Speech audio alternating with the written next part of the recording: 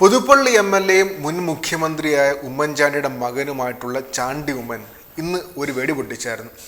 Palakkad by election സമയത്ത് ഉള്ളവർക്കെല്ലാവർക്കും കോൺഗ്രസിലെ എല്ലാവർക്കും ചുമതലകൾ നൽകിയായിരുന്നു. എന്നെ മാത്രം ഒഴിവാക്കി മാറ്റി നിർത്തിയെന്നായിരുന്നു അദ്ദേഹത്തിൻ്റെ വെടിപൊട്ടിക്കൽ.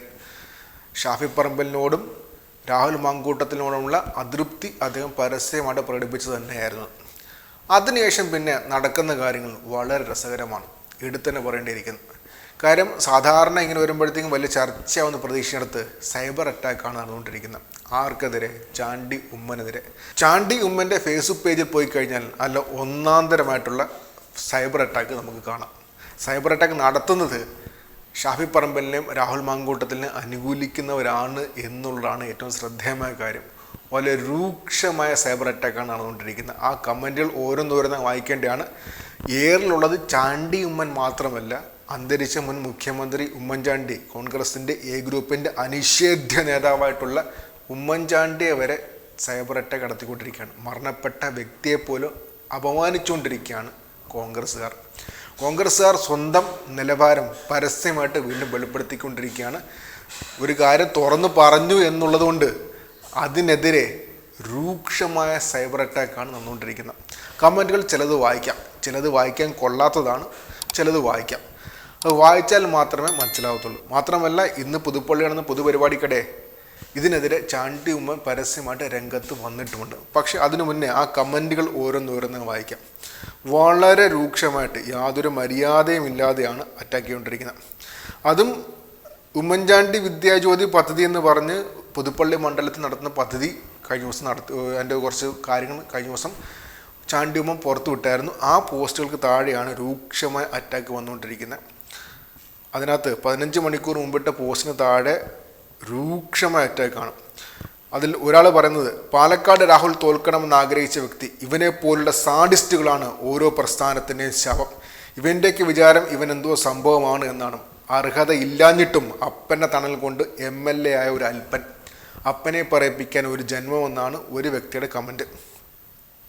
പിന്നെ അടുത്തത്, കോൺഗ്രസ് പ്രവർത്തകർ ഇഷ്ടം വെറുതെ കളയാൻ നിൽക്കണ്ട. മുന്നേ പറഞ്ഞു മഹാരാഷ്ട്രയിൽ ചുമതലയുണ്ട്, വയനാട്ടിൽ ചുമതലയുണ്ടെന്ന്. ഇപ്പോൾ പറയുന്നു പാലക്കാട് ചുമതല തന്നില്ലെന്ന്.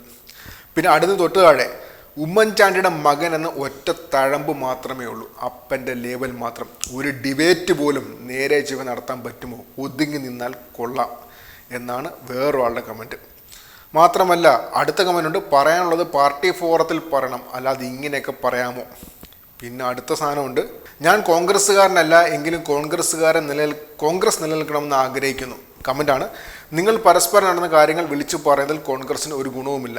ഷാഫി പാലക്കാട്ടെ കോൺഗ്രസ് പ്രവർത്തകർ മുഴുവൻ എതിർത്തിട്ടും മോശം ഇമേജുള്ള രാഹുൽ മാങ്കൂട്ടത്തിനെ നിർത്തി ജയിപ്പിച്ച ആളാണ്. അത് ആളുടെ നേതൃത്വ പാഠവുമാണെന്ന് മനസ്സിലാക്കി ആളുടെ കീഴിൽ പറയുന്നത് കേട്ട് നിൽക്കുക എന്നതാണ് പഴയ AI ഗ്രൂപ്പുകാർക്ക് നല്ലത്.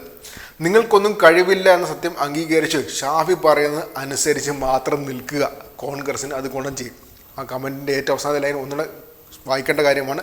നിങ്ങൾക്കൊന്നും കഴിവില്ല എന്ന സത്യം അംഗീകരിച്ച് ഷാഫിയുടെ കീഴിൽ അങ്ങ് പറയുന്ന കേട്ട് നിൽക്കുക, അതായിരിക്കും നിങ്ങൾക്ക് നല്ലത് എന്നാണ് പറയുന്നത്.